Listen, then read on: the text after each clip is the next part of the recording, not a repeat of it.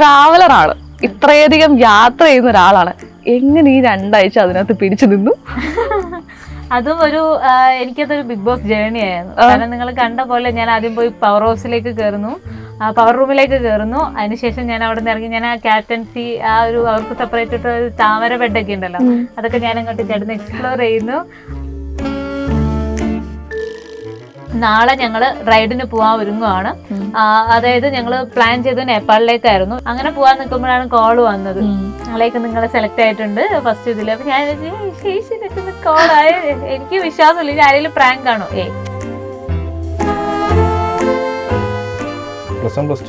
ഗവൺമെന്റിലേക്ക് വന്നു. ഗവൺമെന്റിലാണ് ഈ മുതലോടി ഉണ്ടായിരുന്നത്. ഞാൻ അങ്ങനെ ചുമ്മാ സ്റ്റെപ്പ് കയറി നോക്കുന്ന സമയത്ത് ഒരു സൈഡിൽ ഒരു ക്ലാസ്സിൽ ഇങ്ങനെ കുട്ടികളൊക്കെ ഇരുന്ന് പഠിക്കണം. അപ്പൊ ഇതൊക്കെ അവിടെ ഇരിക്കുന്നുണ്ട്. അന്ന് +1 പെട്ടെന്ന് വരില്ല. അപ്പൊ ഇവരുടെ അടുത്ത് കൊണ്ടുപോയി ഞങ്ങൾ ഇരുത്തി. അതാണ് ആകെ പെട്ടുപോയത്. ഫുള്ള് തട്ടമൊക്കെ ഇട്ട് മറിച്ച് സുന്ദരിയായിട്ട് നടക്കും. കുറച്ച് ദിവസം ഞാൻ അങ്ങനെ അങ്ങനെയായിരുന്നു. ശേഷം ഞാൻ ഇങ്ങനെ വന്നു, തട്ടമൊക്കെ ഇട്ട് ഞാൻ പെട്ടു സാധനമായി. പിന്നെ ഞാൻ ഇങ്ങനെ ആയപ്പോ പിന്നെ മുട്ട അടിക്കുന്നത് തലയിൽ മുടിയില്ല. ഒന്നല്ല, മെയിൻ ആയിട്ടുള്ള സംഭവം എന്ന് വെച്ചാൽ എല്ലാം ഞാൻ ഒരു ദിവസം ക്ലാസ് വിട്ട് വരുന്ന സമയത്ത് ഞാൻ ഇങ്ങനെ ആടിക്കളിച്ച് തുള്ളി കളിച്ച് വരുന്ന സമയത്ത് ഇക്കാക്ക വഴിയോരത്ത് നിൽക്കുന്നു. എന്നിട്ട് ചോദിച്ചു, വാവയല്ല അന്നിങ്ങനെ എനിക്ക് ഇങ്ങനെ ഇഷ്ടമാണ്. ആണോ? ഇഷ്ടമാണെങ്കിൽ എന്നാ വീട്ടിൽ വന്ന് ചോദിക്കും. എന്റെ അടുത്ത് പറഞ്ഞിട്ട് എന്തിനാ കാര്യം? ഇവിടെ നിന്ന് അങ്ങോട്ട് കയറി ചെല്ലുന്നതല്ല, ഓരോ മുക്കുന്നു പോലെ ഓരോ ആൾക്കാര് മോനെ അസ്സലാമലൈക്കും കൊണ്ട് വരല്ലേ, ഇഷ്ടിക വെച്ചിട്ട് ഏറിയിട്ടിനായിരിക്കും. ഇഷ്ടിക വെച്ചിട്ട് ഭയങ്കര സീനായിരുന്നു. മുറിഞ്ഞൊന്നുമില്ല, ഒരു കീന്നൊരു സൗണ്ട് മാത്രം ഉണ്ടായിരുന്നുള്ളൂ.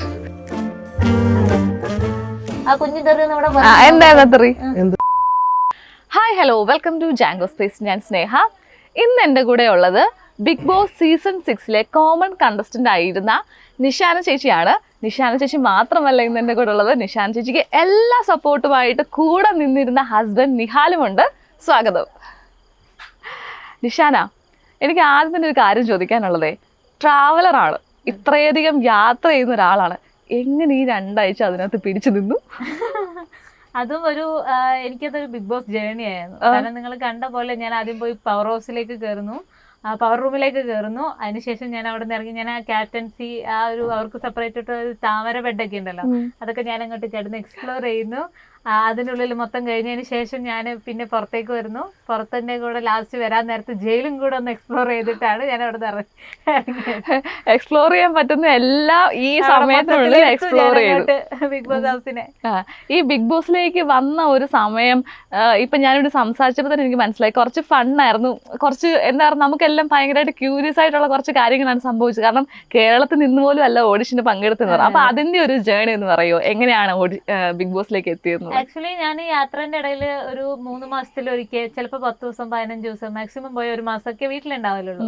ആ ഒരു സമയത്ത് ചിലപ്പോൾ അമ്മച്ചി ഇരുന്ന് സീരിയൽ കാണുമ്പോഴൊക്കെ കാണുന്ന ഒരു റിയാലിറ്റി ഷോസ് ഒക്കെ കാണൽ കുറവാണ്. സീരിയൽ അഡിക്ഷൻ ഇല്ല, TV ഫിലിം അഡിക്ഷൻ ഇല്ല, അങ്ങനെ ഒന്നുമില്ല. ചിലപ്പോൾ TV മിക്ക സമയത്ത് ഫോണിൽ ഇൻസ്റ്റാ റീൽസ് കുത്തിപ്പിടിച്ചിരിക്കുന്നത്.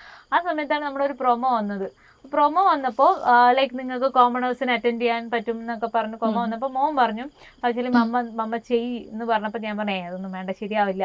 പക്ഷേ എങ്കിൽ അതിൽ പറഞ്ഞ ഹൈലൈറ്റ് ആയിട്ടുള്ള ഒരു കാര്യമുണ്ട്, നിങ്ങൾ പോസിറ്റീവ് ആണോ, നെഗറ്റീവ് നെഗ്ലക്ട് ചെയ്യാൻ പറ്റുന്ന ആൾക്കാരാണോ നിങ്ങളെങ്കിൽ നിങ്ങൾക്കുള്ളതാണ് ഈ സീസൺ എന്ന് പറഞ്ഞപ്പോൾ മോൻ പറഞ്ഞു മമ്മ പ്ലീസ് മമ്മ പോസിറ്റീവ് അല്ലേ, മമ്മ എല്ലാം പോസിറ്റീവായിട്ട് എടുക്കുന്നതല്ലേ, മമ്മ ചെയ്യുന്നു കണ്ട് 2 ദിവസം എൻ്റെ പിന്നാലെ നടന്നപ്പോൾ ഞാനും ഓക്കെ ഞാൻ ചെയ്യാമെന്നും പറഞ്ഞിട്ട് അങ്ങനെയാണ് ഞാനത് അപ്പം തന്നെ ഞാൻ അവിടെ ഇരുന്നോടത്ത് നിന്ന് എണീറ്റ് നേരെ ഇതേപോലത്തെ ഒരു ലൈറ്റിൽ നേരെ വന്ന് ഇങ്ങനെ എടുത്തിട്ട് ആ ഒരു എനിക്ക് തോന്നുന്നു 60 സെക്കൻഡിൻ്റെ ഒരു വീഡിയോ ഞാൻ ചെയ്തത്. ചെറപറാന്ന് വേഗം എൻ്റെ സംസാരം പറഞ്ഞാൽ ഞാൻ ഇങ്ങനെ നിർത്തി സ്ലോലി സംസാരിക്കുന്നുണ്ടല്ലോ, കണ്ടിന്യൂസ് ചെറപറാന്ന് പറഞ്ഞു. അങ്ങനെ പറഞ്ഞു പോയിട്ട് ഒരു വീഡിയോ എടുത്തു. ഒരു 60 സെക്കൻഡിൽ എന്നെക്കുറിച്ചുള്ള ഉള്ളടക്കം മൊത്തം കൊടുത്തെടുത്തു. ഞാൻ ഒരിക്കലും പ്രതീക്ഷയല്ല ഞാൻ സെലക്ട് ആവുമെന്ന്. അതിനുശേഷം ഞാൻ നാളെ ഞങ്ങൾ റൈഡിന് പോകാൻ ഒരുങ്ങുവാണ്. അതായത് ഞങ്ങൾ പ്ലാൻ ചെയ്ത് നേപ്പാളിലേക്കായിരുന്നു. ഇവിടുന്ന് ഇവിടുന്ന് ദിണ്ടുഗൽ, ചെന്നൈ, അങ്ങനെ ആ ഒരു റൂട്ട് പിടിച്ചിട്ട് ഒഡീഷ തീരദേശ പ്രദേശം ഉണ്ടല്ലോ, ആ ഒരു റൂട്ട് പിടിച്ച് അങ്ങനെ മുകളിൽ നേപ്പാളിലേക്ക് കയറാമെന്ന് വിചാരിച്ചായിരുന്നു. അങ്ങനെ പോകാൻ നിൽക്കുമ്പോഴാണ് കോൾ വന്നത്, ലൈക്ക് നിങ്ങൾ സെലക്ട് ആയിട്ടുണ്ട് ഫസ്റ്റ് ഇതിൽ. അപ്പൊ ഞാൻ കോളായ എനിക്ക് വിശ്വാസമില്ല, ഇത് ആരെങ്കിലും പ്രാങ്ക് ആണോ? ഞാൻ ആരോടും പറഞ്ഞിട്ടില്ല. മേ ബി അത് തന്നെ ആയിരിക്കും. അതിനുശേഷം എനിക്ക് പറഞ്ഞു ഇന്നത് സൂം മീറ്റിംഗ് ഉണ്ട്. ഞാൻ പിന്നെ ഇവിടെ നമ്മുടെ വേളാങ്കണ്ണി പള്ളിയിൽ അവിടെ നിൽക്കുന്ന സമയത്താണ് സൂം മീറ്റിങ്ങിന്റെ കോള് വന്നത്. അപ്പൊ വേളാങ്കണ്ണിയിൽ നിന്ന് ഇറങ്ങിയിട്ട് അടുത്ത ചെന്നൈയിലേക്ക് പോകാൻ നിൽക്കുമായിരുന്നു. നമ്മൾ ചെന്നൈ അല്ല, ഇവിടെ നമ്മുടെ പുതുശ്ശേരി പോകാൻ നിൽക്കുമായിരുന്നു. അപ്പോൾ ഞാൻ അത് അറ്റൻഡ് ചെയ്ത് നമ്മുടെ ബൈക്കൊക്കെ കാണിച്ചു കൊടുത്തു, അവരോട് സംസാരിച്ചു. എന്നിട്ട് ഞാൻ സെലക്ട് ആവുമെന്ന് ഞാൻ വിചാരിക്കുന്നില്ല കേട്ടോ. ഓക്കെ, അത് കഴിഞ്ഞു. പിന്നെ കൂളായിട്ട് വീണ്ടും യാത്രയിലേക്ക് പോയി. അങ്ങനെ ഒഡീഷയിൽ എത്തിയിട്ട് ബലാസോർ എന്ന് പറഞ്ഞൊരു ഇന്നർ ഏരിയ ആണത്. അവിടെ എത്തിയപ്പോഴാണ് ഈ കോള് വരുന്നത്, നിങ്ങളിങ്ങനെ സെലക്ട് ആയിട്ട് വരാൻ പറ്റുമോ. അപ്പം ഞാൻ പറഞ്ഞു, അയ്യോ ഞാനിങ്ങനെ ഒരു സ്ഥലത്താണല്ലോ, എനിക്ക് വരാൻ പറ്റാം, ഇവിടുന്ന് ഇത്രയും ഇന്നർ ഏരിയയിലാണ് വരാൻ, ഒഡീഷയിൽ ഇന്നർ ഏരിയയിലാണ് വരാൻ ബുദ്ധിമുട്ടാന്ന് പറഞ്ഞപ്പോൾ അപ്പോൾ ഒന്നും പറ്റില്ല എന്ന് പറഞ്ഞു. പിന്നെ എനിക്ക് അവിടെ ഇരുന്നിട്ട് ആകെ ഒരു ടെൻഷൻ, ലൈക്ക് ഇതുവരെ എത്തിക്കഴിഞ്ഞിട്ട് ഞാൻ ഇനി അതിൽ പോയില്ലെങ്കിൽ ഒരു സങ്കടം എന്നൊക്കെ പറഞ്ഞിട്ട് ലാസ്റ്റ് രണ്ടും കൽപ്പിച്ച് കുറച്ച് കാശൊക്കെ കടമെടുത്ത് ഞാനങ്ങനെ ഫ്ലൈറ്റ് ടിക്കറ്റ് ബുക്ക് ചെയ്തു. ഭുവനേശ്വറിൽ നിന്ന് ബുക്ക് ചെയ്തു. ഞാൻ നേരെ ഫ്ലൈറ്റിനാണ് ഇങ്ങോട്ടേക്ക് വന്നത്.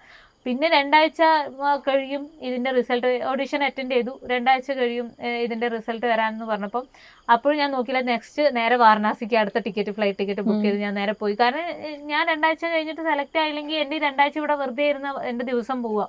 എനിക്കിനി പോയിട്ട് കാര്യങ്ങളുണ്ട്. സോ ഞാൻ തിരിച്ച് വാരണാസി ടിക്കറ്റ് ബുക്ക് ചെയ്തു. ഞാൻ നേരെ പോയി വീണ്ടും എൻ്റെ ട്രാവൽ ഓൺ. അങ്ങനെ നേപ്പാളൊക്കെ പോയി. നേപ്പാളൊക്കെ കവർ ചെയ്ത് കാത്മണ്ഡു ഒന്ന് ഞാൻ കോളൊന്നും വരുന്നില്ല. അപ്പം ഞാൻ വിചാരിച്ചു ഓക്കെ ഫൈൻ, നമുക്കെന്നാൽ പിന്നെ ഞങ്ങൾ ചൈന ബോർഡർ പോകാൻ നിൽക്കുമായിരുന്നു. അപ്പോഴാണ് അന്നേ ദിവസം ചൈന ബോർഡർ പോകാൻ നിൽക്കുന്ന ദിവസമാണ് എനിക്ക് കോള് വരുന്നത്, നിങ്ങൾ സെലക്ട് ചെയ്യാം. അപ്പം ഞാൻ പറഞ്ഞു ശരിക്കും സെലക്ട് ആയോ? ഞാനിങ്ങനെ പോകാൻ നിൽക്കുകയാണ്, ശരിക്കും സെലക്ട് ആയി. കാരണം ഇനിയും ഞാൻ ഓൾറെഡി കുറേ പൈസ ഒക്കെ സ്പെൻഡ് ചെയ്തിട്ടാണ് വന്നത്. ഇനിയിപ്പോൾ അവിടെ വന്നിട്ട് നോ പറഞ്ഞു കഴിഞ്ഞാൽ ചിലപ്പോൾ, കാരണം നേപ്പാളിൽ നിന്ന് അങ്ങോട്ടേക്ക് അന്ന് പെട്ടെന്ന് സഡൻ ആയിട്ട് ബുക്ക് ചെയ്യുമ്പോൾ ഫ്ലൈറ്റ് ചാർജ് അത്യാവശ്യം കൂടുതലായിരുന്നു. അപ്പോൾ അതൊക്കെ നോക്കിയിട്ട് ഞാൻ പറഞ്ഞു ഓക്കെ ഇല്ല കൺഫേം ആണ്, വന്നോളൂ എന്ന് പറഞ്ഞു. അങ്ങനെ വന്നു. 4-5 ദിവസത്തിനുള്ളിലാണ് പിന്നെ നമ്മൾ കയറുന്നത്. സോ ഇപ്പോൾ ഈ ഇൻ ബിറ്റ്വീൻ ഞാൻ നേരത്തെ പറഞ്ഞ പോലെ എനിക്ക് ബിഗ് ബോസ് കാണാനുള്ള ഒരു സമയം കിട്ടിയിട്ടില്ല. ഇത് എന്താണെന്ന് നോക്കാനുള്ള സമയങ്ങളിൽ ഈ ഒരു 5 ദിവസത്തിൻ്റെ ഇടയ്ക്ക് കിട്ടുന്ന ഗ്യാപ്പിൽ, കാരണം നമ്മൾ ഡ്രസ്സ് എടുക്കാൻ പോകുന്നു, ഇവർ ഇതിൻ്റെ പ്രൊഫൈൽ ഷൂട്ടിന് വരുന്നു, പ്രൊമോ ഷൂട്ടിന് വരുന്നു. ഇൻ ബിറ്റ്വീൻ കിട്ടുന്ന ഗ്യാപ്പിലാണ് ഞാൻ ഈ കാണുന്നത് സീസൺസ് ഓരോന്ന്. ഒക്കെ ഒറ്റയടിക്ക് ഒരു സീസൺ ഒറ്റയടിക്ക് കണ്ടുമില്ല, മൊത്തത്തിൽ അടിച്ചുപോയി ഇങ്ങനെ കണ്ടുകൊണ്ടിരിക്കുക. അപ്പം ഞാൻ അതിൽ കണ്ടത് ടാസ്കുകളാണ് മൊത്തം. സോ ഞാൻ ഓട്ടോമാറ്റിക്കലി വിചാരിക്കുന്നു ഓക്കെ ഇതൊരു സർവൈവൽ ഗെയിമാണ്. അപ്പം നിങ്ങളായി ഇരുന്നു കൊണ്ട് എങ്ങനെ ഈ ബാക്കിയുള്ള ഒരു ക്യാരക്ടർ പറഞ്ഞാൽ ഓരോരുത്തർക്ക് പല ക്യാരക്ടറാണല്ലോ. അപ്പോൾ ആ ക്യാരക്ടേഴ്സിൻ്റെ കൂടെ ഇരുന്ന് എങ്ങനെ നിങ്ങൾ മുന്നോട്ടേക്ക് പോകുന്നു, അതിൻ്റെ ഇടയിൽ ഇങ്ങനെ ഓരോ ഗെയിംസൊക്കെ ചെയ്യുന്നു. ഗെയിം എന്ന് ഉദ്ദേശിച്ചത് ഞാൻ അതാണ് കേട്ടോ. അവിടെ ഗെയിം ഇതൊരു ഗെയിം എന്ന് പറയണത് അങ്ങനെയാണെന്ന് ഉദ്ദേശിച്ചത്. ഇത് മൊത്തത്തിൽ ഗെയിമാണെന്ന് ഞാൻ വിചാരിക്കുന്നില്ല, ഒരു റിയാലിറ്റി ഷോ ഒന്നുമല്ല. അങ്ങനെ അവിടെ ഞാൻ എനിക്ക് അവിടെ പോകുമ്പോൾ ഒരു ഇതും ഉണ്ടായിരുന്നില്ല. ലൈക്ക് ഞാൻ ഭയങ്കര ഇതായിട്ടിരിക്കുന്നു. ഇവൻ ക്യാരവാനിലൊക്കെ വന്ന് മേക്കപ്പ് ഒക്കെ ചെയ്യുന്ന സമയത്തും അവരൊക്കെ എൻ്റെ അടുത്ത് ചോദിക്കുന്ന സമയത്തൊക്കെ ഞാൻ ഭയങ്കര കോൺഫിഡൻസ്, പിന്നെന്താ ഞാൻ അടിപൊളിയാക്കും എന്നൊക്കെ പറഞ്ഞിരിക്കുകയാണ്. എനിക്ക് അങ്ങോട്ട് പോയപ്പോഴും ഇവൻ ലാലേട്ടൻ്റെ അടുത്ത് സംസാരിക്കുമ്പോൾ മാത്രം ഒരു നെഞ്ചിരിപ്പ് വന്നിട്ടുള്ളൂ. ലൈക്ക് ലാലേട്ടനെ അത്രയും അടുത്തുനിന്ന് കിട്ടുന്നതുകൊണ്ടുള്ള ബാക്കിയൊക്കെ ഞാൻ ഭയങ്കര കൂളാണ്. ബിഗ് ബോസിന്റെ ഉള്ളിലേക്ക് കയറിയപ്പോഴും ഞാൻ കൂളാണ്. എന്നെ ഔട്ടായത് കിളി പോയത് എപ്പോഴാന്ന് വെച്ച് കഴിഞ്ഞാൽ രതീഷേട്ടൻ അടി ഉണ്ടാക്കിയപ്പോ തൊട്ട്. ഫസ്റ്റ് ഡേ വന്നപ്പോ തൊട്ട് തന്നെ രതീഷേട്ടൻ അടി ഉണ്ടാക്കി. ലൈക്ക് അത് ഒരു കാര്യമില്ലാത്ത കാര്യത്തിന്. ഹിന്ദി അറിയാമോ? ഹിന്ദി അറിയാം. നീ ഹിന്ദി പറയാൻ ഇത് ഹിന്ദി ബിഗ് ബോസ് അല്ല. ലൈക്ക് ഇങ്ങോട്ട് ഇട്ട് തന്നിട്ട് ഓട്ടോമാറ്റിക്കലി അങ്ങോട്ട് അടി ഉണ്ടാക്കിയപ്പോ ഞാൻ വിചാരിച്ചു പൊടച്ചൻ ഇത് എന്തിനൊക്കെയാണ് അടി ഉണ്ടാക്കി. ഇനിയിപ്പോ ഇവിടെ വാ തുറക്കണം എന്നുണ്ടെങ്കിൽ ഒന്ന് പേടിക്കണമല്ലോ, ആലോചിച്ചിട്ട് വല്ല വർത്താനം പറയണമല്ലോ. ഞാൻ പറഞ്ഞു ചേട്ടാ എന്നെ ഹിന്ദി ബിഗ് ബോസിലേക്ക് അല്ലല്ലോ വിളിച്ചേ, കോമഡിയിൽ ഞാൻ പറഞ്ഞു എന്നെ മലയാളം ബിഗ് ബോസിലേക്കല്ലേ വിളിച്ചേ. പ്രേക്ഷകരെ നീ തെറ്റിദ്ധരിപ്പിക്കുകയാണ്, നീ വിളിച്ചിട്ടല്ല, എന്താ ഓൾറെഡി പുറത്ത് നീ കോമണർ അല്ല, ഇവര് മാനിപ്പുലേറ്റ് ഇങ്ങനെ കാണിക്കുകയാണെന്നാണ് പറയുന്നത്. എന്നിട്ട് നിന്നെ വിളിച്ചു എന്ന് പറയുമ്പോൾ പ്രേക്ഷകർക്ക് നീ അത് ഏഷ്യനെറ്റിനെ കുറച്ച് കാണിക്കല്ലേ, നിന്നെ വിളിച്ചിട്ടാണ് വന്നതെന്നാവല്ലേ, അപ്പോൾ അവർ അവിടെ ചീറ്റ് ചെയ്തു എന്നല്ലേ, അപ്പം നീ പ്രേക്ഷകർക്ക് റോങ് മെസ്സേജ് ആണ് ഇവിടെ കൊടുക്കണമെന്നൊക്കെ പറഞ്ഞു. ഞാൻ പറഞ്ഞു ചേട്ടാ ഞാൻ ഉദ്ദേശിച്ച അതല്ല, ആഡ് എന്ന് പറഞ്ഞ സാധനം അതൊരു കോമണേഴ്സിന് മൊത്തത്തിലുള്ളൊരു വിളിയാണല്ലോ, നിങ്ങൾ തയ്യാറാണോ എന്ന് ചോദിക്കുന്നത്, അതാണ് ഞാൻ ഉദ്ദേശിച്ചതെന്ന് പറയുമ്പോൾ മൂപ്പര് ഒരു അടി. അപ്പൊ തന്നെ ഞാൻ മൊത്തത്തിൽ ആകെ ഡൗണായി. പിന്നെ നോക്കിയപ്പോൾ നേരെ കയറിച്ചല്ല പവർ റൂമിലേക്ക്. ഞാൻ ഓക്കെ ഫസ്റ്റ് ഒക്കെ ഹാപ്പി ആയിരുന്നു, പൂവൊക്കെ ഇട്ട് കൊണ്ടുവരുന്നു പവർ റൂമിലേക്ക്, ഞാൻ ശരിക്കും ഹാപ്പി ആയിരുന്നു. അതിനുശേഷം പവർ റൂമിൽ കയറിയപ്പോൾ ഗെയിം മൊത്തം ചേഞ്ച് ആയി. എനിക്ക് തോന്നുന്നു ഈ സീസണിൽ തന്നെ ഫസ്റ്റ് ആണ് പവർ റൂം എന്നുള്ള ഒരു സാധനം വരുന്നത്. ആർക്കും അതിനെപ്പറ്റി ഒരു ഐഡിയ ഇല്ല, പലരും പല രീതിയിലാണ് ചിന്തിക്കുന്നത്. എനിക്ക് മൈൻഡിൽ ഇങ്ങനെ തോന്നി ഇവർ ചെയ്യുന്നത് ശരിയാണോ അവർ ചെയ്യുന്നത് ശരിയാണോ, പലരും റോങ് ആയിട്ട് യൂസ് ചെയ്യുന്നു, ശിക്ഷകൾ റോങ് ആയിട്ട് കൊടുക്കുന്നു. ഒരാൾക്ക് ഭക്ഷണം കൊടുക്കാതിരിക്കുക എന്നൊക്കെ പറഞ്ഞു കഴിഞ്ഞാൽ അതൊരു തെറ്റായ കാര്യമാണ്. അതൊന്നും പബ്ലിക്കിന് നമ്മൾ അങ്ങനെ കൊടുക്കേണ്ട സാധനമല്ല. അപ്പോൾ ഇവർ അത് റോങ് ആയിട്ട് ഒരു പോരാത്തന്നെ അവരോട് വെള്ളം കൊണ്ടുപോവാ, അത് കൊണ്ടുപോവാ, ഇത് കൊണ്ടുപോവാ, അങ്ങനെ കൊണ്ട് ഓർഡർ ചെയ്യുന്നു.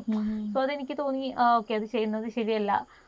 എന്നൊക്കെ തോന്നിയിട്ടാണ് ഞാൻ അവിടെ മിണ്ടാണ്ടിരുന്നത്. എങ്കിലും ഞാൻ അതിന്റെ ഇടയ്ക്ക് ഒരു കുട്ടികളെയൊക്കെ ശരണ്യ എനിക്ക് മസാജ് ചെയ്തല്ലോ അപ്പൊ ചേച്ചി ഞാനിവിടെ സംസാരത്തില്ല പിന്നെ വരൂ ഓക്കെ അപ്പോഴത്തേക്കും അങ്ങനത്തെ ഞാനങ്ങനെ ഐ മീൻ റൂഡായിട്ട് ഞാനൊരു പവർ ടീമാണ് ഞാൻ പറഞ്ഞു വെച്ചാൽ അങ്ങനത്തെ ഞാൻ അവിടെ ആരുടെ അടുത്ത് ഇട്ടിട്ടില്ല. ജസ്റ്റ് ഇവരൊക്കെ ചെയ്ത് കണ്ടപ്പോ ഒരു തമാശ ഞാൻ അവിടെ കുറച്ച് പവർ യൂസ് ചെയ്യാൻ നോക്കിയത് ഒറ്റ കാര്യത്തിലാണ്. അതെനിക്ക് വെറൈറ്റി ആയിട്ട് തോന്നിയത് കൊണ്ട് ലൈക്ക് അപ്സര അവിടെ നിന്ന് I mean Apsara bathroom cleaning ആയിരുന്നു. അപ്പൊ റസ്മിനാണ് പാത്രം കഴുകുന്നത്. അപ്പൊ ഞങ്ങൾ കഴിച്ചുകൊണ്ടിരിക്കുമ്പോ ജാൻമണി വന്നിട്ട് പറഞ്ഞു രാവിലെ തൊട്ട് റസ്മി മാത്രം പാത്രം കഴുകിക്കൊണ്ടിരിക്കുന്നത്. അപ്പൊ ഞാൻ പറഞ്ഞു അയ്യോ പാവം, ഒരു കാര്യം ചെയ്യാം. അപ്പൊ എന്റെ മൈൻഡിൽ എന്തിങ്ങനെ ക്ലിക്ക് ആയി ഞാൻ ഓക്കെ എന്നാ പിന്നെ ഒരു കാര്യം ചെയ്യാം, റസ്മിന് ഇത്ര നേരം പാത്രം കഴുകല്ലേ, ഒരു ചേഞ്ച് ആയിക്കോട്ടെ, വേണമെങ്കിൽ ഫ്ലോർ ക്ലീൻ ചെയ്തോട്ടെ. അപ്സരനോട് പറഞ്ഞു നീ പാത്രം കഴുകുക, ബാത്റൂം ക്ലീനിങ് ശ്രീതിന് കൊടുത്തു, ഫ്ലോർ ചെയ്തോണം. അങ്ങനെ ഞാൻ ട്വിസ്റ്റ് ചെയ്യിപ്പിച്ചു. അത് അവിടെ വൻ ക്ലാഷ് ആയി. ഇവര് നിങ്ങൾ പവർ ടീം യൂസ് ചെയ്യുന്നതൊന്നും ശരിയല്ല, ഓൾറെഡി എനിക്ക് രാവിലെ തൊട്ട് പണി വന്നുകൊണ്ടിരിക്കുക, എനിക്ക് പാത്രം കഴുകാനുള്ളതാണ്, അതിന്റെ ഇടയിൽ എന്നെ പാത്രം കഴുകാൻ പറഞ്ഞു എന്ന് പറഞ്ഞു തുടങ്ങി. അപ്പത്തേക്കും ഞാൻ പറഞ്ഞിട്ടുണ്ടായിരുന്നു ജാസ്മിനോടും വന്നൊന്ന് ഫ്ലോർ ക്ലീൻ ചെയ്യുന്നത്. ജാസ്മിൻ അന്ന് ഫുള്ള് റസ്മിനാണല്ലോ പാത്രം കഴുകിയത്. പാത്രം കഴുകണ വെസൽ ക്ലീനിങ്ങിൽ ജാസ്മിൻ ഉള്ളതാ. ജാസ്മിനും ചെയ്തിട്ടില്ല എന്ന് വിചാരിച്ചാൽ ജാസ്മിനോട് ഞാൻ ഫ്ലോർ ക്ലീനിങ് ചെയ്യാൻ പറഞ്ഞു. അപ്പത്തേക്കും ഗബ്രി ഓടി വന്നിട്ട് പറഞ്ഞു അതെന്തിനാ അങ്ങനെ പറഞ്ഞത്, അവളും വണ്ടി എടുത്തിട്ട് ഇരിക്കണം. അത് കേട്ടപ്പോൾ ഷന്നേച്ചിക്ക് പൊട്ടി.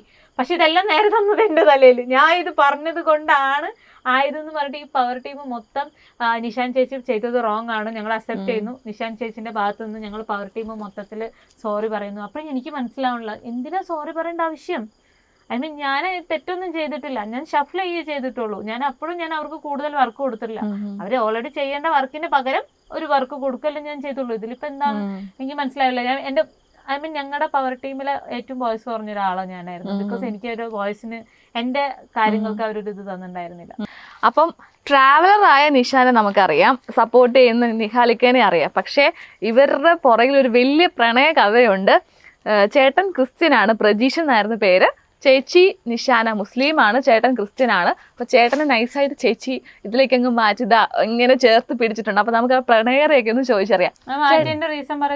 ചേട്ടാ എവിടെ വെച്ചാണ് നിങ്ങൾ കണ്ടത്, എന്തുകൊണ്ടാ മാറാൻ കാരണം? ഒരുപാട് കാരണമുണ്ട്. എന്താ വെച്ചാല് അല്ല എന്റെ ശരിക്കും പറഞ്ഞാൽ ഞാൻ ജനിച്ച ശരിക്കും കാസർഗോഡാണ്. നമ്മുടെ അമ്മച്ചിക്ക് അവിടെ വർക്ക് ചെയ്യുന്ന സമയത്ത്, ഹോസ്പിറ്റലിൽ വർക്ക് ചെയ്യുന്ന സമയത്ത് അവിടെയാണ് ശരിക്കും. അവിടുന്ന് LKG അങ്ങനെ ചെറിയ ക്ലാസ് വരെ ഞാൻ സ്റ്റാർട്ടിങ് തന്നെ ഈ ഒരു മുസ്ലിം ടച്ച് ആയിട്ടാണ് ഞാൻ അവിടുത്തെ ആൾക്കാരൊക്കെ ആയിട്ട് പരിചയപ്പെടുന്നത്. അവിടുത്തെ സ്ലാങ്ങും കാസർഗോഡ് കാഞ്ഞങ്ങാട് ആ ഭാഗത്തുള്ള ഭാഷ സെറ്റപ്പാണ്. പക്ഷെ അവരോട് എനിക്ക് ഭയങ്കര നല്ലൊരു ആഗ്രഹം അങ്ങനെയാണ്. പിന്നെ എന്റെ കൂട്ടുകാരും അതുപോലുള്ള കുറച്ച് പേരൊക്കെ തന്നെ ആയിരുന്നു കേട്ടോ. അവരെ മറ്റുള്ളവരില്ലാന്നല്ല, അവരായിട്ടാണ് ഞാൻ അധികം ടച്ചിങ് ഉണ്ടായിരുന്നത്. പിന്നെ എന്നെ കണ്ടപ്പോ അല്ല ഞാൻ പറയാം ഞാൻ എന്താ സംഭവം വെച്ചാല്, ഞാൻ ഇങ്ങനെ ക്ലാസ്സില് സ്കൂളിൽ പഠിക്കുമ്പോ സ്കൂളിൽ പഠിക്കുന്ന സമയത്ത് ഞാൻ ചുമ്മാ അതെവിടെയാ പാലക്കാടായിരുന്നില്ലേ? പാലക്കാട്. ഞാൻ 10th വരെ പ്രൈവറ്റ് ആയിരുന്നു. +1 +2 ഗവൺമെന്റിലേക്ക് വന്നു. ഗവൺമെന്റിലാണ് ഈ മുതലാവടി ഉണ്ടായിരുന്നത്. അപ്പൊ പ്രൈവറ്റ് ഗവൺമെന്റിലേക്ക് വരുന്ന സമയത്ത് അവിടെ ഗവൺമെന്റിലുള്ള സാർമാർക്ക് നമ്മളെ കാണുമ്പോ ഒരു ഇത്തിരി ഇതാണ്, അവന്മാർ ഇത്തിരി ഇതിന്ന് വന്നല്ലേ. അപ്പൊ എന്ത് കണ്ടാലും പിടിച്ച് പുറത്ത് നിർത്തില്ല. അങ്ങനെയൊക്കെയായിരുന്നു. പുറത്ത് നിർത്തി. അപ്പൊ മിക്ക സമയത്തും പുറത്ത് കൊണ്ട് നിർത്തില്ല. ഇതിൽ ഞാനായിരിക്കും, എന്റെ കൂടെ വന്നിട്ടുള്ള ആരെങ്കിലും. ഞാൻ അങ്ങനെ ചുമ്മാ സ്റ്റെപ്പ് കയറി നോക്കുന്ന സമയത്ത് ഒരു സൈഡിൽ ഒരു ക്ലാസ്സിലിരിക്കുന്ന ഇങ്ങനെ കുട്ടികളൊക്കെ ഇരുന്ന് പഠിക്കണം. അപ്പൊ ഇതൊക്കെ അവിടെ ഇരിക്കുന്നുണ്ട്. ഞാൻ ചുമ്മാ ഇങ്ങനെ പോയി നോക്കി, അങ്ങനെ മോദിക്ക് നോക്കാം. അപ്പോൾ കംപ്ലൈന്റും കാര്യങ്ങളൊക്കെ ഒരു ടീച്ചർമാരുടെ അടുത്ത് ഇങ്ങനെ കംപ്ലൈന്റ് പറയണ പോലും ഇതൊക്കെ ആയിട്ട് ലാസ്റ്റ് ഞാൻ അവിടെ നിന്ന് ഇങ്ങനെ ഇറങ്ങി വന്നു. അതുകൊണ്ട് അവിടെ ഒരു സാറ് വന്നിട്ട് പറഞ്ഞു ഇതിങ്ങനെ ആളവിടെ നിർത്തിക്കഴിഞ്ഞാൽ ഇവിടെ നിർത്തിക്കൊള്ളണം, അങ്ങോട്ട് ആ ക്ലാസ്സിനോട് വിടരുത്, കുട്ടികളൊന്നും നോക്കിക്കൊണ്ടിരിക്കുന്നു. അതെന്താന്ന് വെച്ച് കഴിഞ്ഞാല് ഇവര് +2 അവിടെ ഇരിക്കുമ്പോൾ ഞങ്ങൾ അവിടെ പുതിയതായിട്ട് ഇംഗ്ലീഷ് മീഡിയം വന്ന അന്ന് ഗവൺമെന്റ് സ്കൂളിൽ ഇംഗ്ലീഷ് മീഡിയം. അപ്പൊ ഞങ്ങൾക്ക് ഒരു പ്രൈവറ്റ് സ്പേസ് ഒക്കെ വേണമെന്ന് പറഞ്ഞിട്ട് അന്ന് +1 പെട്ടെന്ന് വരില്ല. അപ്പൊ ഇവരുടെ അടുത്ത് കൊണ്ടുപോയി ഞങ്ങൾ ഇരുത്തി. അതാണ് ആകെ പെട്ടുപോയത്. അതിനുശേഷം ഇക്കാക്കും ഒക്കെ ഒരു മുസ്ലിം പെൺകുട്ടി എന്നാണ് കൂടുതൽ ഇഷ്ടം, കല്യാണം കഴിക്കാനുള്ള ഒരു താല്പര്യം. അത് എന്തുകൊണ്ടാന്ന് പറഞ്ഞു കഴിഞ്ഞാൽ ഫുള്ള് തട്ടൊക്കെ ഇട്ട് മറിച്ച് സുന്ദരിയായിട്ട് നടക്കും. കുറച്ചു ദിവസം ഞാൻ അങ്ങനെ തന്നെയായിരുന്നു. അതിനുശേഷം ഞാൻ ഇങ്ങനെ വന്നു, ഞാൻ പെട്ടു സാധനമായി. പിന്നെ ഞാൻ ഇങ്ങനെ ആയപ്പോ പിന്നെ മുട്ട അടിക്കുന്നു, തലയിൽ മുടിയില്ല, മുട്ട അടിച്ചു. നിങ്ങൾ പ്രണയത്തിലായി കഴിഞ്ഞിട്ടോ? എവിടെ ആയിട്ടില്ല, സംഭവം എവിടെ ആയിട്ടില്ല പറയട്ടെ. അപ്പൊ ഇത് ഇങ്ങനെ ഇടയ്ക്കിടയ്ക്ക് നോക്കി ലാസ്റ്റ് ഇവള് കംപ്ലൈന്റ് ചെയ്തു വീട്ടിൽ പോയിട്ട്. വെല്ലുമ്മേന്റെ അടുത്ത് ചേട്ടന്റെ പേരിലോ? എന്റെ പേരിൽ കംപ്ലൈന്റ് കൊടുത്തു. എന്നിട്ട് കംപ്ലൈന്റ് കൊടുത്തിട്ട് ലാസ്റ്റ് പിറ്റേ ദിവസം വല്യമ്മയും വിളിച്ചിട്ട് സ്കൂളിലേക്ക് വന്നു എന്നെ വിളിപ്പിക്കുകയാണ് ക്ലാസ്സിൽ നിന്ന്. അപ്പം ഞാൻ അങ്ങനെ പോയി പ്രതീക്ഷനെ ഇവിടേക്ക് വിളിക്കുന്നുണ്ട്, പ്രിൻസിപ്പൽ റൂമിലേക്ക് വിളിക്കുന്നുണ്ടെന്ന് പറഞ്ഞിട്ട് ഞാൻ പോയി അവിടെ പോയി ഇവിടെ വല്യമ്മയും ഇവിടെ നിൽക്കുകയാണ്. എന്താ മോനെ നീ പഠിക്കാൻ പറ്റുന്നല്ലേ? വല്യമ്മ ഭയങ്കര ഫയറിങ് ആണ്. ഞാൻ പറഞ്ഞു അതേ അമ്മ, അതിനിപ്പോൾ എന്താണ്? അപ്പേ ഇനി ഈ മേലായി കൊച്ചിൻ്റെ ബാക്കിൽ നടക്കരുത്, ഇവിടെ പഠിക്കാൻ പറ്റുന്നതാണ്, അതാണ് ഇതാണ്. പിന്നെ കുറേ കഴിഞ്ഞിട്ട് ഞാൻ അപ്പോൾ അത് സംഭവം വിട്ടു. ഞാനാകെ ഭയങ്കര ഇതായിപ്പോയി. പിന്നെ ഇവള് കൈ കഴുകാൻ പറ്റുന്ന ഒരൊറ്റ ബാച്ച് അങ്ങനെ വലിയൊരു ഭാഗമാണ് കൈ കഴുകണ ഇതൊക്കെ. അപ്പൊ ഞാനിങ്ങനെ ജസ്റ്റ് ഇങ്ങനെ നോക്കുന്നുണ്ട്, അവള് നോക്കുന്നുണ്ട്. അപ്പൊ നമ്മള് വലിയ മൈൻഡിനൊന്നും പോയിരുന്നില്ല. അത്രയും വലിയ നീട്ടി വലിക്കണ്ട, ഞാൻ അവിടെ ഷോർട്ടായിട്ടാ പറഞ്ഞത്. അതെ ആ ഒന്നുമില്ല, മെയിൻ ആയിട്ടുള്ള സംഭവം എന്ന് വെച്ചാൽ എല്ലാം ഞാൻ ഒരു ദിവസം ക്ലാസ് വിട്ട് വരുന്ന സമയത്ത് ഞാൻ ഇങ്ങനെ ആടി കളിച്ച് തുള്ളി കളിച്ച് വരുന്ന സമയത്ത് ഇക്കാക്ക വഴിയോരത്ത് നിൽക്കുന്നു. എന്നിട്ട് ചോദിച്ചു, ഐ മീൻ വാവയല്ല അന്നിങ്ങനെ എനിക്ക് ഇങ്ങനെ ഇഷ്ടമാണ്. ആണോ ഇഷ്ടമാണെങ്കിൽ എന്നാ വീട്ടിൽ വന്ന് ചോദിക്കും. എൻ്റെ അടുത്ത് പറഞ്ഞിട്ട് എന്തിനാ കാര്യം? നെക്സ്റ്റ് ഡേ തന്നെ ആളൊരു കൂട്ടുകാരനെ കൊണ്ട് വീട്ടിൽ വന്നു. അവിടെ മാമന്മാരും ഉണ്ട്, അമ്മ എന്റെ മുത്തിയമ്മയുടെ അമ്മ. എനിക്ക് ദിലീപ് മറ്റേ പെണ്ണുകാണാൻ പോയല്ലോ. എന്റെ കൂടെ എന്റെ ഒരു കൂട്ടുകാരുണ്ട് ദിലീപ് എന്ന് പറഞ്ഞിട്ട്. അവനാണ് എന്നെ കൊണ്ടുവിട്ടത് വീടിന്റെ ഫ്രണ്ടില്. ഞാൻ നോക്കിയപ്പോ ഒന്നിനും കാണാനില്ല. ഞാൻ സെറ്റ് ചെയ്താ, നീ പൊക്കോ, എന്തെങ്കിലും പ്രശ്നം ഞാൻ വിളിച്ചോളാന്ന് പറഞ്ഞു. ഇവിടെ നിന്ന് അങ്ങോട്ട് കയറി ചെല്ലുന്നതല്ല, ഓരോ മുക്കുന്നു പോലെന്ന് ഓരോ ആൾക്കാര് മോനെ അസ്സലാമു അലൈക്കും എന്നോട്ട് വരല്ലേ. ഞാൻ വാലൈക്കും അസ്സലാം. അപ്പൊ തന്നെ പിന്നെ കുറെ കാര്യങ്ങളൊക്കെ ചോദിച്ചു. ഹിന്ദി നടന്റെ ലുക്കിലൊക്കെ ബ്രൗൺ കളർ ഇതിട്ടിട്ട് ഒരു ബ്ലൂ പാന്റ് ഒക്കെ. എനിക്കത് നല്ല ഓർമ്മയുണ്ട്. ഇതൊക്കെ നടന്ന മുടിയൊക്കെ ഇങ്ങനെ മാമാരെല്ലാരും പറഞ്ഞു ഇങ്ങനെ സംഭവം ലുക്കിലാണ് വീണത്. അപ്പൊ ഞാൻ പറഞ്ഞു ചെയ്തു തന്നിട്ടില്ല, ഞാൻ ഇതിനെ എടുത്തോണ്ട് പോകുന്നു പറഞ്ഞു. ചേച്ചി പിന്നെ എന്തിനാ പരാതി പറഞ്ഞ വീട്ടിൽ പോയി? ഇഷ്ടമായിരുന്നു. അത് വളരെ മുമ്പാണ്, 2 വർഷത്തിന് ശേഷം പിന്നെ ഇവിടെ താഴെ 3 അനിയത്തിമാരോട് ഉണ്ട്. ഞാൻ എന്റെ ഇതിലേക്ക് കൊണ്ടുവന്നു കഴിഞ്ഞാല് അവരുടെ ലൈഫിനെ ബാധിക്കണ ഒരു പ്രശ്നമാണ്. അതിലും ബെറ്റർ നമ്മൾ ഇങ്ങോട്ട് വരുന്നതാണ്. എനിക്കൊക്കെ ഇഷ്ടമായിരുന്നു, ഞാൻ നിർബന്ധിച്ചിട്ടല്ല. എനിക്ക് ഓൾറെഡി ഇതിലേക്ക് പിന്നെ നമ്മുടെ ഫാമിലിയിൽ ഭയങ്കര പ്രശ്നമായിരുന്നു. ചേട്ടന്റെ ഫാമിലിയിൽ ഞാൻ അന്നും ആലോചിച്ചു, എന്ത് കണ്ടിട്ടാ ഇക്കാക്ക് എന്നെ കേട്ടാൻ ഇങ്ങനെയൊക്കെ ചെയ്ത്. അത് ഞാൻ ചോദിക്കാൻ വരുന്നു, എന്താണ് ചേച്ചിയിൽ ഇഷ്ടപ്പെട്ട ക്വാളിറ്റി? അങ്ങനല്ല, ഞാൻ അത്യാവശ്യം നോക്കണ എല്ലാരും മടങ്ങാറുണ്ട്, ഇത് മടങ്ങിയില്ല. ചേച്ചി കേട്ടോ? അപ്പൊ ഇതിനു മുമ്പ് എത്ര ലൈൻ ഉണ്ടായിരുന്നു? ലൈനല്ല, ചുമ്മാ എന്തെങ്കിലും കാണിച്ച് ഇങ്ങനെ നോക്കി ലൈനല്ല, ചെറിയ സമയം പോക്കെന്ന് പറഞ്ഞ അങ്ങനെ ഒരു ഇതില്ലേ ടൈം അതന്നെ. അത് ചുമ്മാ നോക്കുമ്പോ നമുക്കൊരു വലിയ വിശ്വാസം. സുന്ദരനായിരുന്നു, സുമുഖനായിരുന്നു, തീർച്ചയായിട്ടും വളയും. ഞാൻ അങ്ങനെ ആയിരുന്നില്ല. ഇത് ഭയങ്കര ഒരു ഗഡ്സോടെ പിടിച്ച് നിൽക്കായിരുന്നു. അപ്പൊ എനിക്ക് അപ്പൊ ക്ലിക്കായി, പൊക്കാണ് ഇതിനെ പൊക്കുള്ളൂ. പിന്നെ അതിന്റെ പുറകെ പോയി. ഇപ്പൊ ചേട്ടൻ മുമ്പേ പറഞ്ഞില്ലേ ട്രാവൽ തുടങ്ങിയ പിന്നെ നോർമൽ ആയി, അതിന് മുമ്പ് ഭയങ്കര വൈബായിരുന്നു. അതെന്താ അങ്ങനെ പറയാൻ കാരണം? ഭയങ്കര പ്രശ്നമായിരുന്നു, ഭയങ്കര ദേഷ്യം വരലും ഭയങ്കര പ്രശ്നം ഉണ്ടാകലും പിന്നെ സോൾവ് ആക്കലൊക്കെ ഞാൻ തന്നെയാണ്. ഞാൻ റൂമില് ഒറ്റയ്ക്ക് ഇങ്ങനെ അടച്ചിരുന്ന് ഭക്ഷണം കഴിക്കാതിരിക്കുക. അന്നും ഈ മുടി മുറിക്കുന്ന സീൻ അന്നും ഉണ്ടായിരുന്നു. ബാത്റൂമിൽ കയറി മുടി മുറിക്കുക, നേരം ഷവറിന്റെ ചോട്ടിൽ ഇങ്ങനെ ഇരിക്കുക, അങ്ങനത്തെ ഒരു ടൈപ്പ്. രാത്രിയൊക്കെ പുറത്തു പോയിട്ട് അങ്ങനെ ഓരോടും മിണ്ടാണ്ട് ടാങ്കിന്റെ ഭയങ്കര സീനായിരുന്നു. നല്ല ഇടിയായിരുന്നു. ഞങ്ങൾ രണ്ടുപേരും അങ്ങോട്ടും ഇങ്ങോട്ടും നല്ല ഇടി ഇടിക്കും. നമുക്ക് ഉള്ളിദോശ കഴിക്കാൻ പോവാ, ഞാൻ റെഡി കഴിക്കും, അത്രേ ഉള്ളൂ. അല്ല, എന്തിനാ വഴക്കുണ്ടാക്കുന്നത് മെയിൻ ആയിട്ട്? അത് എന്തിനായിരുന്നു? ചെറിയ സില്ലി മാറ്ററാണ്. പറഞ്ഞാൽ എനിക്കിങ്ങനെ വർക്കും കാര്യങ്ങളൊന്നും ഇല്ലല്ലോ, നമുക്കും ഡിപ്രഷൻ. ഇത് പഠിച്ചുകൊണ്ടിരിക്കണം, ആകെ ഒരു ഇതല്ലേ. എന്തിനു കാണുമ്പോ എന്താ അങ്ങനെ കാണിച്ചേ, ഇങ്ങനെ കാണിച്ചേ, ചുമ്മാ ഇഷ്ടിക ഇതുകൂടെ വരായിരുന്നു. എന്നിട്ട് കൊണ്ടോ ഇഷ്ടിക? പിന്നെ കൊണ്ടില്ലല്ലേ, പിന്നെ ഇല്ല. മുറിഞ്ഞൊന്നുമില്ല, ഒരു കീന്നൊരു സൗണ്ട് മാത്രമേ ഉണ്ടായിരുന്നുള്ളൂ. എന്നിട്ട് പറഞ്ഞില്ലേ? അത് കഴിഞ്ഞിട്ട് ഇഷ്ട കൊണ്ട് അല്ല, ഇഷ്ട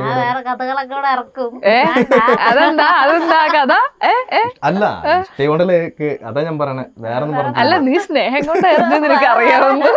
അത് അല്ല, വയലിന്റെ ആ സമയത്തുള്ള കാര്യം പറഞ്ഞു, ഇപ്പൊ ഒന്നുമില്ലല്ലോ. ഇപ്പൊ ആൾ ഡീസന്റ് ആയല്ലേ? ഇപ്പൊ ട്രാവലിങ്ങിന് എന്ന് സ്റ്റാർട്ട് ചെയ്തു, എല്ലാം അവിടെയൊക്കെ കറങ്ങി വന്നു. അതിന് ശേഷം ആള് ഭയങ്കര ഇതാണ്. നല്ലതാണ് കണ്ടാ നല്ലത്, കെട്ടതാണ് കണ്ടാ അതിൽ ഫയർ ചെയ്ത് നിൽക്കും. ഇപ്പം ചേച്ചി ഇങ്ങനെ ട്രാവലൊക്കെ പോകുമ്പോ ഇതിന് മിസ് ചെയ്യാറില്ലേ? ഈ ബിഗ് ബോസിൽ പോയില്ലേ?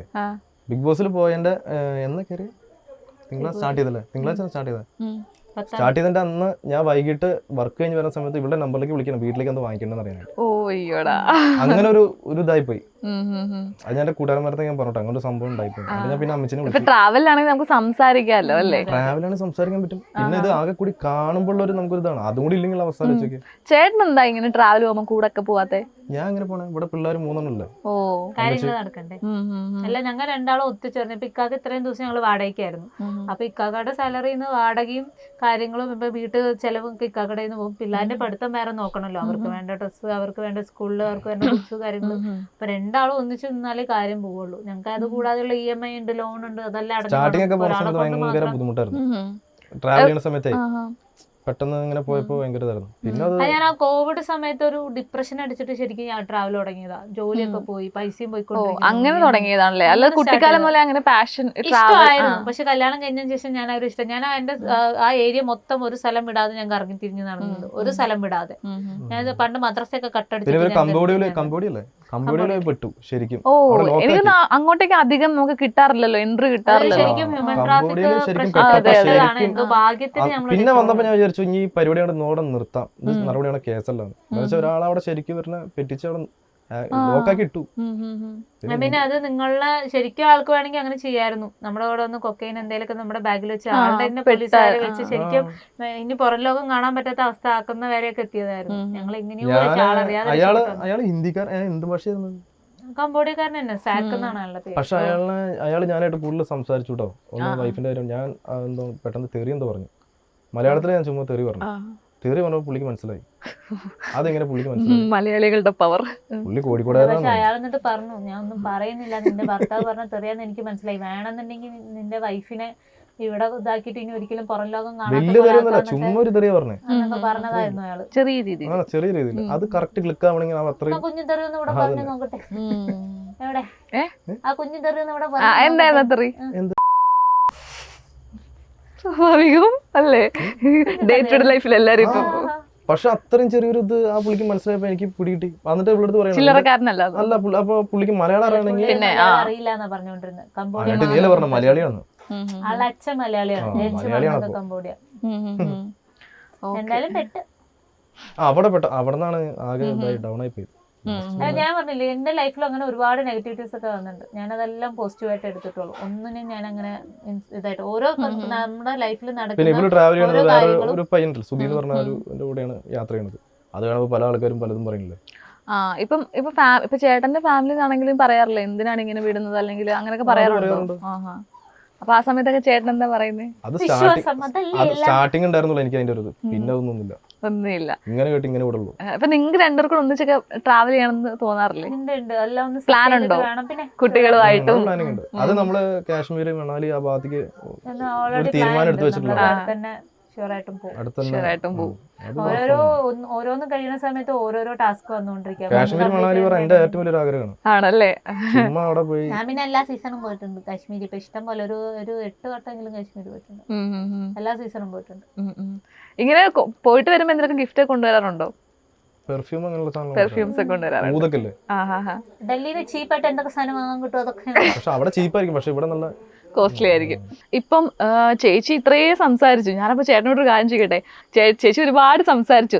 ഞാനപ്പോ എന്റെ ഗ്യാപ്പിൽ എന്തെങ്കിലും കേട്ട് തട്ടാന്ന് ചോദിച്ചപ്പോ അതിന് സംസാരിക്കുന്നില്ല ചേട്ടാ. ഇതാണ് എനിക്ക് പറ്റിയ. ഞങ്ങള് ഈ വീട്ടിൽ ഞങ്ങൾ ആലോചിച്ചത് അങ്ങനെ സംഭവമാണ്. ഇത് ഇവളിങ്ങനെ പെട്ടെന്ന് അവിടെ പോയിട്ട് ഇങ്ങനെ നോക്കുമ്പോ ഇങ്ങനെ ഇരിക്കുകയാണ് അതിലുള്ള. ഞാനതാണ് ചോദിക്കാൻ വന്നത്. അതായത് ഇത്രയും സംസാരിക്കുന്ന ആളാണ്. ഇപ്പൊ പോലും ഞാൻ കണ്ടപ്പോഴത്തേനും ചേച്ചി വാതോരാ സംസാരമാണ്. ഞാനിങ്ങനെ ആലോചിക്കാതെ ഇതിപ്പോ ഞാൻ ചുമ്മാ ഇങ്ങനെ ഇരുന്നാൽ മതി എന്ന് ആലോചിച്ചത്. പക്ഷെ ഈ ചേച്ചി അല്ല നമ്മൾ അവിടെ കണ്ടത് അല്ലെ? നിഷാന ഇങ്ങനെ ഒരു നിഷാനയല്ല നമ്മൾ അവിടെ കണ്ടത്. ഭയങ്കര സൈലന്റ് ആയിട്ട് അധിക സ്ഥലത്തൊന്നും സംസാരിക്കാത്ത നിഷാനയാണ്. അപ്പൊ ചേട്ടൻ എന്താ ആ സമയത്ത് തോന്നിയത്? അല്ല ഫസ്റ്റ് ദിവസമൊന്നും എനിക്ക് വലിയ പ്രശ്നം കാര്യങ്ങളൊന്നും തോന്നിച്ചില്ല. ആ ഞായറാഴ്ച രതീഷ് ചേട്ടൻ പോണ സമയത്ത് ഒരു ഇതായില്ലേ, ബാത്റൂമിൽ പോയിട്ട് ഒരു കരച്ചിൽ കൊണ്ട് പറഞ്ഞു. ആ സമയത്ത് ഞങ്ങൾ ആകെ ഇതായി പോയി, അപ്സെറ്റ് ആയി പോയി. മോനാണെങ്കിൽ കാര്യം ചെയ്തു. ഇവന്റെ ഒരു ഇതിലൂടെയാണല്ലോ ഇവള് ഓക്കെ പറഞ്ഞിട്ട് ഒരു ഇന്റർവ്യൂ കൊടുത്തതൊക്കെ. അപ്പൊ പെട്ടെന്ന് ഇതായി, എല്ലാവരും അപ്സെറ്റ് ആയി. പിന്നെ ആ ടിവിയിലേക്ക് നോക്കാൻ തോന്നുന്നില്ല. അങ്ങനെ ഒരു അവസ്ഥയിലേക്ക് അങ്ങനെ ഒരു മൂഡിലേക്കാണ് നമ്മൾ പോയത് ആദ്യം. പിന്നെ അത് കഴിഞ്ഞപ്പോ ഇവര് പവർ റൂമിലേക്ക് കയറി എന്നുള്ള ഒരു ഫസ്റ്റ് വീക്കെൻഡ് പോയില്ല എന്നുള്ളൊരു ഇതുണ്ടായല്ലോ. ആക്ച്വലി അവിടെ ഫസ്റ്റ് ഡേ ഞാനിങ്ങനെ കുറച്ചുകൂടെ ആക്റ്റീവ് അല്ലാതെ ഇരുന്നതിന് കാരണം ഇതാണ്. ബിക്കോസ് എന്റെ തല ഇങ്ങനെ ഓടിക്കൊണ്ടിരിക്കുക, എന്ത് ചെയ്യണം ശരിയാണോ. ഒന്നാമത് ഇവര് പവർ ടീമിനെ പോയിന്റ് ഔട്ട് ചെയ്തുകൊണ്ടിരിക്കുകയാണ്. ബിഗ് ബോസ് ആണെങ്കിൽ വിളിച്ച് പറഞ്ഞുകൊണ്ടേയിരിക്കുന്നത് നിങ്ങൾ ചെയ്യുന്നത് ശരിയല്ല. അപ്പൊ ഇത് എന്റെ ഫസ്റ്റ് സെക്കൻഡ് ഡേ തന്നെ ചോദിച്ചു നിങ്ങൾ എന്ത് ചെയ്തു, ഞാൻ അത് കാണിച്ചോന്ന് എനിക്കറിയില്ല, നിങ്ങൾ എന്താണ് ചെയ്തത് പവർ ടീമിൽ നിന്നിട്ട്. എന്റെ ഭാഗത്ത് ഞാൻ പറഞ്ഞു സത്യമായിട്ടും ബിഗ് ബോസ് ഞാൻ ഒന്നും ചെയ്തില്ല, ഞാൻ ഓപ്പൺ ആയിട്ട് പറഞ്ഞു. സോ എനിക്ക് പവർ ടീമിന് ഒരു ടീം വർക്ക് ഉണ്ടായിരുന്നില്ല, അവിടെ ഒരു ടീം വർക്ക്. ഞാൻ അത് ചോദിക്കാൻ വരുമായിരുന്നു. കാരണം നിങ്ങൾക്ക് ആദ്യമായിട്ട് ഈ ഒരു സീസണിലാണ് പവർ ഹൗസ് കിട്ടുന്നത്. എന്തോരം കാര്യങ്ങൾ ചെയ്യാം, എന്നിട്ട് പോലും എനിക്ക് തോന്നി നിഷാന അധികം ചെയ്തില്ല. ഒരുപാട് കാര്യങ്ങൾ പവർ ഹൗസ് ആ ഒരു പവർ വെച്ച് ചെയ്യാമായിരുന്നു, പക്ഷെ ഒന്നും ചെയ്തില്ല. അതെന്താ അങ്ങനെ ഒന്നും ചെയ്യാതിരുന്നത്? അതൊരു ടീം വർക്ക് ഉണ്ടായിരുന്നില്ല. ഐ മീൻ നിനക്ക് നീ തോന്നണത് അവിടെ ഒരു ജാൻമണി ചേച്ചി പോയിട്ട് ഇന്നത് ഓർഡർ ചെയ്യുന്നു, യമന ചേച്ചി പോയിട്ട് ഇന്ന സാധനം ഓർഡർ നീ ഇങ്ങനെ ചെയ്യുന്നു പറയണു.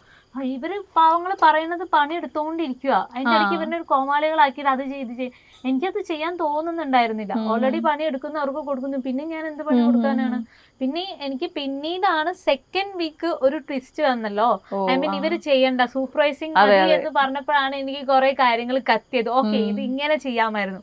അതുവരെ ഇവരുടെ പോയിന്റ് ഓഫ് വ്യൂ ചിന്തിക്കുമ്പോ എനിക്കത് റൈറ്റ് ആയിട്ട് തോന്നിയില്ല. അതാണ് ഞാൻ അവിടെ മിണ്ടാതിരിക്കാനുള്ള കാര്യം. ഇപ്പം ചേച്ചി അവിടെ ചെന്നപ്പം കരഞ്ഞു എന്ന് പറഞ്ഞു. ആ സമയത്തൊക്കെ ഇപ്പൊ ചേട്ടന് തോന്നിയിരുന്നില്ല ഇത്രയും പോസിറ്റീവായിട്ട് ഇത്രയും ബോൾഡായിട്ടുള്ള ഒരാളെയാണ് ഞാൻ അങ്ങോട്ട് വിട്ടത്? ഇവർക്ക് എന്താ പറ്റിയെന്ന്. പിന്നെ പിറ്റേ ദിവസം ഞാൻ വർക്കിന് പോകണാണ്. ഇവരും അത്യാവശ്യം ഞാൻ പറയണ എന്റെ ആൾക്കാരൊന്നും അധികം കാണാത്ത. അപ്പൊ ഞാൻ എന്റെ വൈഫ് ഇങ്ങനെ ഉണ്ടെന്ന് പറയുമ്പോ മിക്ക ആൾക്കാരും കാണുന്നുണ്ട്.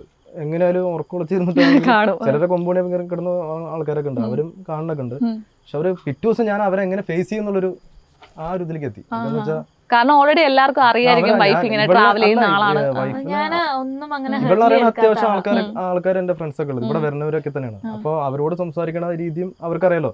അപ്പൊ അവര് ഇവള് പോയി തകർക്കും ആ ഒരു രീതിയിലല്ലേ. എന്ത് പറ്റിയെന്നായി എല്ലാവർക്കും തകർക്കൽ എന്താന്ന് അവിടെ പോയപ്പോഴാണ് എനിക്ക് മനസ്സിലാവുന്നത്. അത് എന്നെ കൊണ്ട് നടക്കുന്ന കേസല്ല. ഇപ്പൊ ഇതേപോലെ വർത്താനം പറയൽ എന്നെ കൊണ്ട് പറ്റും. പക്ഷെ ഒരാളെ ഇമോഷണലി വീക്ക് ആക്കുക, അയാളെ തകർക്കാൻ ഇന്റൻഷ്യലി അയാളെ തകർത്ത് ഇമോഷണലി വീക്ക് ആക്കിയിട്ട് അവിടുന്ന് ഔട്ടാക്കിപ്പിക്കുക, ആ ഒരു സാധനം എന്നെ കൊണ്ട് പറ്റില്ല. ഇവിടെ പോയി അയാളെ കുറിച്ച് മറ്റൊരു കുറ്റം പറയാ, അവിടെ ഒരു പ്രശ്നം ഉണ്ടാക്കുക. അത് ഞാൻ അത് മനസ്സിലാക്കിയപ്പോഴാണ് ഞാൻ അവിടെ പോയി ബിഗ് ബോസിന്റെ അടുത്ത് പറഞ്ഞ് കരഞ്ഞത്. ലൈക്ക് ഈവൻ ലാലേട്ടനും പറഞ്ഞു അവിടുത്തെ എന്റെ ഒരു സ്റ്റേറ്റ്മെന്റ് എന്റെ മനസ്സിൽ തോന്നിയതാണ് ഞാൻ പറഞ്ഞത്. അത് റോങ്ങോ റൈറ്റോ എനിക്കറിയില്ല ഇതിനെ കുറിച്ച്, ഗെയിമിനെ കുറിച്ച് എനിക്കറിയില്ല. ഓപ്പൺ ആയിട്ടാണ് ഞാൻ ലാലേട്ടനോടും പറഞ്ഞു എനിക്ക് ഗെയിമിനെ കുറിച്ച് അറിയില്ലായിരുന്നു, ഞാൻ കാണാത്തൊരു വ്യക്തിയാണ്. ഞാൻ എന്റെ വീടിനെ ഇത്രയും കാലം ഞാൻ കൊണ്ടുപോയത് ഈ ഒരു അഡ്ജസ്റ്റ്മെന്റിലൂടെയാണ് ലൈഫ് മുന്നോട്ട് പോയത്. അത് തന്നെയാണ് ഞാൻ ഇവിടെയും പ്രതീക്ഷിച്ചത്. അപ്പൊ ലാലേട്ടൻ ചോദിച്ചു അഡ്ജസ്റ്റ്മെന്റിന് ഇവിടെ വരേണ്ട ആവശ്യമുണ്ടോ? അത് ഫസ്റ്റ് വീക്കിൽ തന്നെ എന്താണ് ലാലേട്ടൻ ഇങ്ങനെ ചോദിക്കുന്ന സമയത്ത് ഒരു ഇതുണ്ടല്ലോ, ഞാനിവിടെ വന്നത് ഇങ്ങനെ പന്ത് കളിക്കാനാണ് ആ ഒരു ഇത് പറഞ്ഞപ്പോ തന്നെ ഞാനും എന്റെ ഫ്രണ്ടും ഉണ്ടായിരുന്നു ഇവിടെ. അപ്പൊ നമ്മള് ചിന്തിക്കുവല്ലേ ഇതെന്താ ഇവിടെ ഇങ്ങനെ പറയണേ, ഞാൻ എനിക്ക് പോകാൻ പോട്ടോ. നിങ്ങൾക്കൊക്കെ അറിയായിരുന്നു അവിടുത്തെ ഗെയിം ഇതെല്ലാം. അല്ല, ഞാനൊരു കാര്യം പറയട്ടെ, ഇപ്പം നമ്മൾ കണ്ടോണ്ടിരിക്കുമ്പോ തന്നെ നമ്മള് ഓരോ കമന്റ് അടിക്കത്തില്ലേ, ഇതെന്ത് കാണിക്കുക അല്ലെങ്കിൽ തോന്നത്തില്ലേ നമുക്ക്? അങ്ങനെ ചേട്ടന് തോന്നിട്ടില്ല? ഇപ്പം പവർ ഹൗസിൽ ഓൾറെഡി പവർ നിഷാനയിടയിലുണ്ട്. ഇപ്പൊ ചേട്ടൻ ഇവിടെ കണ്ടോണ്ടിരിക്കുമ്പോ തന്നെ ചേട്ടന് പല ഇൻസിഡന്റ് കാണും, തോന്നും ഇവക്ക് അവിടെ കാര്യങ്ങൾ ചെയ്യായിരുന്നു അല്ലെങ്കിൽ ഇവിടെ കാര്യങ്ങൾ ചെയ്തു. അങ്ങനെ തോന്നിയ കുറെ കാര്യങ്ങളുണ്ടോ? അങ്ങനെ തോന്നി ഇഷ്ടം പോലെ കാര്യങ്ങൾ. അതിലൊന്ന് രണ്ടെണ്ണം പറയൂ. അതില് കുറച്ച് പേരൊക്കെ അങ്ങനെ ചിലവര് രണ്ടുപേര് തമ്മിൽ വാക്കുതർക്കം ഉണ്ടാവുന്ന സമയത്ത് ചിലപ്പോ ഇങ്ങനെ രണ്ടുപേരെ മാത്രം സൂം ചെയ്ത് കാണിക്കും. പെട്ടെന്ന് ഒരാൾ അതിന്റെ ഇടയിൽ കയറി വരും. ആ ഒരാൾ കയറി വരുന്നത് അവനൊരു കണ്ടന്റ് ഉണ്ടാക്കാൻ കയറി വരണതാണ്. അത് ഇവൾക്ക് മനസ്സിലായിട്ടില്ല. അത് പുറത്തിരിക്കണത് നമുക്ക് മനസ്സിലാവും, പക്ഷെ അതിൻ്റെ ഉള്ളിൽ പെട്ട് കഴിഞ്ഞാൽ എന്താണെന്ന് അത് ഇവിടെ വന്നപ്പോ ഇന്നത്തെ കാര്യം പറഞ്ഞപ്പോഴാണ് മനസ്സിലായത്. നമ്മൾ ഈ സാധനം ഇങ്ങനെ വെച്ചിട്ടിരുന്ന് കാണുമ്പോൾ ഒരു കളർഫുൾ ആയിട്ട് നമ്മൾ ഇത്ര സൂം ചെയ്ത് നമ്മൾ നല്ല ക്ലാരിറ്റി ആയിട്ട് കാണുന്നു ക്യാമറന്റെ എല്ലാം, പക്ഷെ അതിന്റെ ഉള്ളിൽ പെടുമ്പോൾ എന്താണെന്ന് കറക്റ്റ് ആയിട്ട് ഒന്ന് പറഞ്ഞു. അവിടുത്തെ പല കാര്യങ്ങളും ആക്ച്വലി എല്ലാം നടക്കുന്നത് ഇപ്പൊ ഞാൻ അറിയാൻ കഴിഞ്ഞത് വന്നപ്പോ ലൈവിലാണെന്നുണ്ടെങ്കിലും കുറെ കട്ട് ഷോട്ടാ കാണിക്കുന്നത്, പലതും പുറത്തേക്ക് വന്നിട്ടില്ല. അപ്പൊ ഇതിലും കുറെ കാര്യങ്ങൾ വന്നിട്ടില്ല. അപ്പൊ എത്രത്തോളം ഏതൊക്കെയാണ് എങ്ങനെയാണ്, കാരണം നമ്മൾ അവർ കാണിക്കുന്ന രീതിയിലാണ് നമ്മൾ അവരെ കാണുന്നത്, അവരെ മനസ്സിലാക്കുന്നത്. ഒരിക്കലും ഫുള്ളായിട്ട് കാണുമ്പോൾ അവിടെ നിന്ന് നോക്കുമ്പോഴേ നമുക്ക് ഓരോരുത്തരെയും വ്യക്തമായിട്ട് മനസ്സിലാവത്തുള്ളൂ. ഇപ്പൊ ഈ പവർ യൂസ് ചെയ്തിട്ടുള്ള കാര്യം നമ്മൾ ഓൾറെഡി പറഞ്ഞു. ഇപ്പൊ അതിനകത്ത് ജാൻമണി ആണെങ്കിൽ സിഗരറ്റ് ഒക്കെ കത്തിച്ചത് ആ അടുപ്പിന്റെ ഗ്യാസ് സ്റ്റൗവിൽ നിന്നാണ്. ആക്ച്വലി അത് ചെയ്യാൻ പാടില്ല, കാരണം പ്രത്യേകിച്ച് ഒരു റൂം തന്നെ ഉണ്ട്, നമുക്ക് അവിടെ സ്മോക്കിംഗ് ഏരിയ ഉണ്ട്. പക്ഷെ അവിടെ നിഷാനയ്ക്ക് വേണമെങ്കിൽ അത് ഇൻവോൾവ് ചെയ്യാറ്, കാരണം പവർ യൂസ് ചെയ്യാൻ, കാരണം ഒരിക്കലും അത് ചെയ്യാൻ പാടില്ല എന്നുള്ളൊരു സംഭവം വന്നിട്ടില്ല. ഇല്ല. അത് ഫസ്റ്റ് വന്നതിന്റെ പിറ്റേ ദിവസം രാവിലെ തന്നെ നടന്ന ഒരു പ്രശ്നമായിരുന്നു. അപ്പൊ പവർ റൂമിലേക്ക് കയറി ശേഷം അന്ന് ഉച്ചക്കായിരുന്നു. പക്ഷെ അവിടെ എനിക്ക് തോന്നുന്നു രതീഷ് ആണെന്ന് തോന്നുന്നു വന്ന് സംസാരിച്ചതല്ലേ. രതീഷേട്ടൻ ഓൾറെഡി രതീഷേട്ടൻ നല്ല രീതിക്ക് കത്തി കയർത്ത് ജാൻമണിനെ ഇങ്ങനെ അറ്റാക്ക് ചെയ്തുകൊണ്ടിരിക്കുമ്പോൾ നമ്മൾ പിന്നെ പോയിട്ട് അറ്റാക്ക് ചെയ്യുന്നില്ല. എനിക്കതൊരു മാനസിക പരിഗണനയായിട്ട് എനിക്ക് ഫീൽ ചെയ്യുന്നില്ല. അതേപോലെ ഒരാൾ കരയുമ്പോഴത്തേക്ക് ഒരു 10 പേര് ഓടിച്ചെന്നു, പിന്നെ ഞാൻ അതിന്റെ ഇടയിൽ ഓടിച്ചെന്നിട്ട് എന്താ കാര്യം? അപ്പൊ ഞാൻ ഇരുന്ന് നോക്കും ഇവിടെ ഇരുന്നിട്ട്, ഓക്കെ എന്നാ അത്രയും പേര് പോയില്ലേ, എന്നാ അവിടെ ഇരിക്കട്ടെ, എക്സ്ട്രാ ഒരാൾ പോയതുകൊണ്ട് ഇപ്പൊ എന്താ കാര്യമുള്ളത്, അവർക്ക് ക്യാമറ സ്പേസ് കിട്ടട്ടെ, എടുക്കട്ടെ എന്ന് തോന്നി. അതേപോലെ അടി ഉണ്ടാക്കുമ്പോൾ അക്ക കാക്കക്കൂട്ടത്തിൽ കല്ലിട്ട പോലെ ഇങ്ങനെ ഓടി വന്ന് കൂടും. അപ്പോഴും ഞാൻ പിന്നെ എന്ത് ചെയ്യും, നോക്കിയിരിക്കും. പക്ഷെ അങ്ങനെ നോക്കി ഇരിക്കാൻ പറ്റത്തില്ല, നമ്മൾ അതിനകത്ത് ചെയ്താലല്ലേ നമ്മൾക്ക് മുമ്പോട്ട് പോകാൻ പറ്റൂ. എനിക്ക് സീരിയസ്ലി ഒന്നാമത് അവിടുത്തെ കാര്യങ്ങൾ കുറെയൊക്കെ ഈ പറഞ്ഞ പോലെ ഫസ്റ്റ് ടൈമാണ്, വേണമെങ്കിൽ ഒരു അറിയാണ്ട് ചെയ്തതായിരിക്കാം, ഒരു ഇത് കൊടുക്കായിരുന്നു, ലൈക്ക് ഇനി ചെയ്യരുത്, ഇത്രയ്ക്ക് നിലവിളിക്കേണ്ട ആവശ്യമുണ്ടെന്ന് എനിക്ക് ഇതാക്കിയില്ല.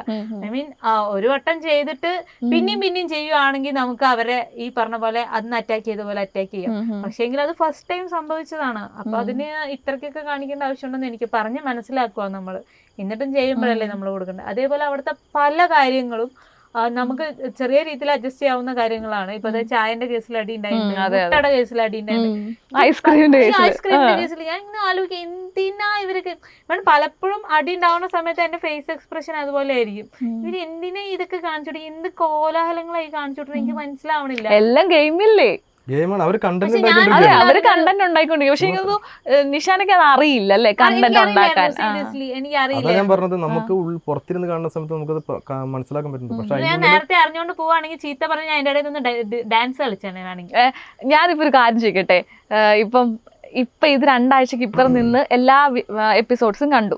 ഇപ്പം നിഹാലേട്ടന് ഒരു അവസരം ഉണ്ടായിരുന്നെങ്കിൽ പോകുന്നതിന് മുമ്പ് എന്തൊക്കെ പറഞ്ഞു കൊടുത്തു വിട്ടേന്, അല്ലെങ്കിൽ ഇങ്ങനെ ചെയ്യണം അങ്ങനെ അല്ല എന്നൊക്കെ പറഞ്ഞു ടിപ്സ് ഒക്കെ പറഞ്ഞു കൊടുത്തു, നീ അങ്ങനെ പെരുമാറണം ഇങ്ങനെ പെരുമാറണം എന്നൊക്കെ.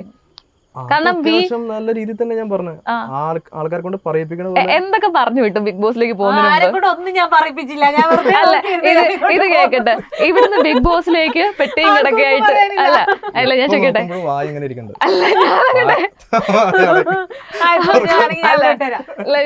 ഇത് അല്ലേ അതാ ഞാൻ ചോദിക്കാൻ വന്നേ. ഇതല്ലേ ഉണ്ടായിരുന്നുള്ളൂ. അപ്പൊ കൊച്ചുങ്ങൾ ഇങ്ങനെ ചോദിക്കണം, മമ്മ വാ തുറന്നിരിക്കുന്നവിടെ, ഞാൻ അപ്പൊ പോയിട്ട് ബാത്റൂം പോയിട്ട് വരാട്ടോ എന്ന് പറഞ്ഞിട്ട് അക്കു മോനെ ആവാൻ പോകും. എടാ വേണം അത് എന്തോ പറയാൻ പോണ്ട് എവിടെ പറയണം, ചുമ്മാ ഇവിടെ നടന്നിട്ട് അങ്ങോട്ട് പോകും, അവിടെ നടന്നിട്ട് ഇങ്ങോട്ട് വരും. ഇത് തന്നെയായിരുന്നു. അല്ല ഫസ്റ്റത്തെ ആഴ്ച പോയി, 2ാമത്തെ ആഴ്ച പിന്നെ മറ്റേ ജിൻഡോ ചേട്ടനാ, ആ ചേട്ടന്റെ ഒക്കെ കൂടി ഇവര് 3 പേരും കൂടി അപ്പൊ നമ്മൾ